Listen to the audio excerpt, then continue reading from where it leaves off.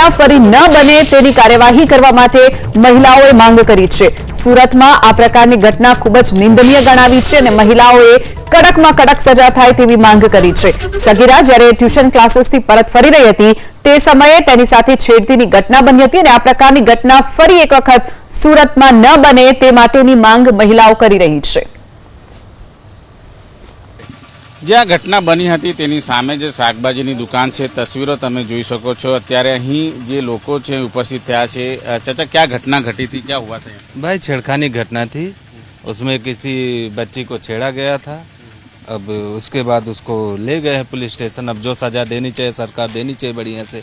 ऐसा घटना नहीं होनी चाहिए क्योंकि बहन बच्चियों का तो यही ट्यूशन क्लास है, सब लेडीज यही रहती हैं। अब उनको अपने घर में अगर दिक्कत है तो बहुत दिक्कत है भाई, अपने घर में सुरक्षित नहीं है तो दिक्कत है। બેન, શું ઘટના બની હતી, કઈ રીતે શું હતું, શું કહેશો?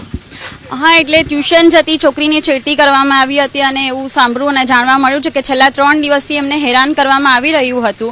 સો એને છેલ્લે અવાજ ઉઠાવ્યો કે આ વ્યક્તિ મને છેડતી કરે છે, એને બૂમો પાડી। છેલ્લે ટ્યુશનના સરોએ એમને મદદ કરી, આજુબાજુના લોકોએ એમને હેલ્પ કરી અને છેલ્લે એમને પકડીને પોલીસમાં લઈ જવામાં આવ્યો હતો। તે પહેલાં જ એને ઘણો માર મારવામાં આવ્યો હતો, બટ એના માટે બહુ યોગ્ય છે કે આ વસ્તુ બીજી કોઈ વ્યક્તિ અગેન નહીં કરે। દરેક વ્યક્તિને સજા મળવી જોઈએ। લાઈક એક સ્ત્રી છે કે એક છોકરી છે તો એની સિક્યુરિટી માટે આ વસ્તુ બહુ જરૂરી છે।